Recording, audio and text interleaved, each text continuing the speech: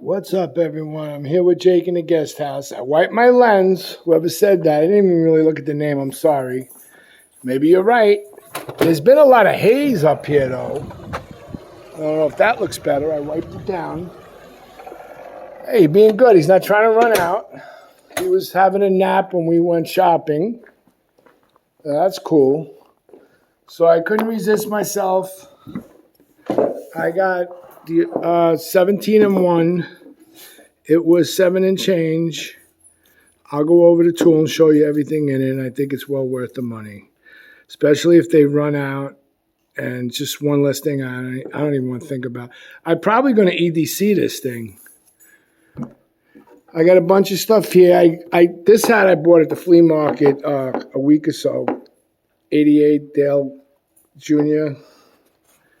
I thought it looked cool. Just was a nice hat. Valvoline says in the back. I know everyone likes this one, the Punisher. I hope my lens is looking a little brighter. But we did have haze around here. We did have a lot of haze around here in PA. There's an alert. There's a red alert in New York. I know that for air quality. But there's something going on. We didn't get rain for 7 days or 10 days, and it's been dusty and threatening to thunderstorm, which I wish it will, but it didn't. Anyway, the Ozark Trail 17 and 1. I have the receipt. God forbid something happens, because sometimes it's quality control, but it's looking okay to me, and I'll go over that with you real quick. Great sheet comes with nice, strong, lightweight. The pliers are marked Ozark Trail, which is a nice little touch for it, and they're spring loaded, which is another nice touch. Spring loaded pliers are good. When they drill out and make it, sometimes a little rough edges. Nothing that closes perfect and opens perfect. I nitpicked at this thing. I nitpick at it. I think this is worth more than they're selling it for.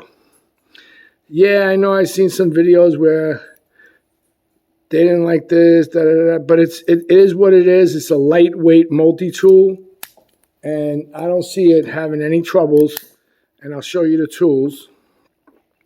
It has a nice, decent blade, like a Warncliffe blade almost.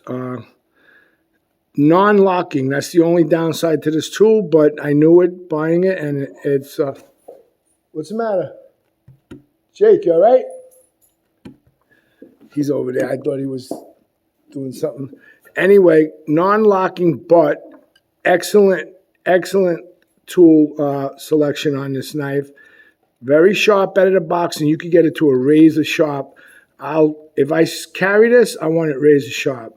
So I'll take it down to the flea market. This is some kind of fish scaler or measuring tool, something like that, which is nice to have because I don't have it on my other ones.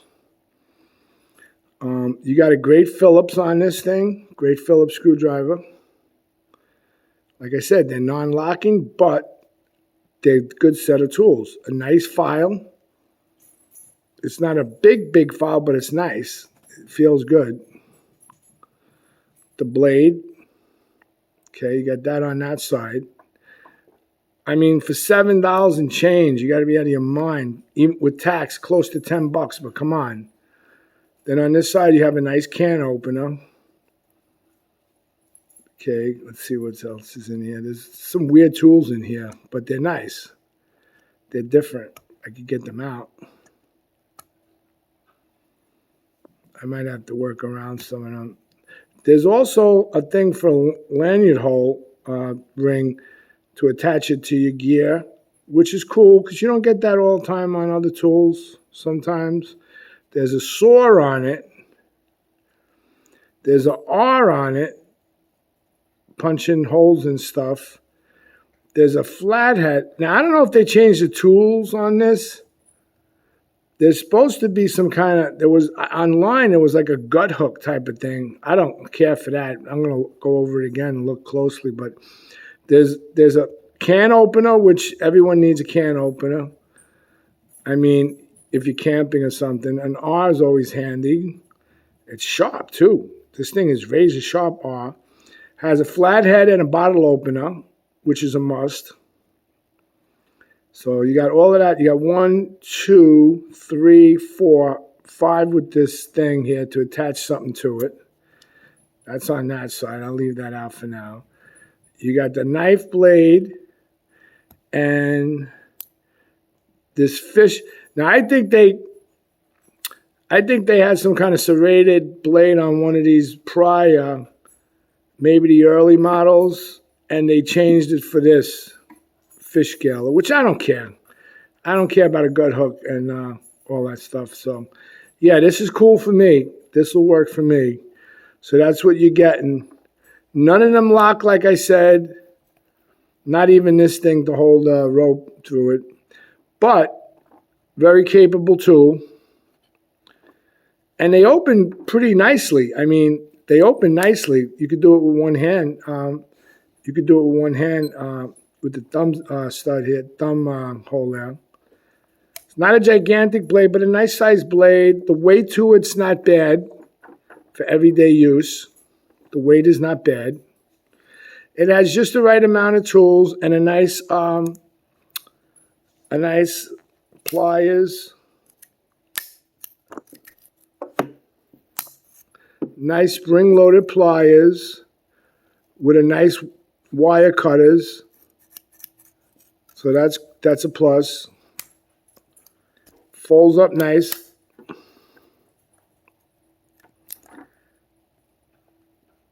Opens nice. I mean, for the price, you can't beat it. Come on. Come on. You can't beat it. It's back in my EDC lineup, and I'm happy for it. I mean, I think everyone should carry some kind of multi-tool, whether it's a regular size multi-tool or a little flashlight or one of these even. These Gerber shrides, whatever they call them.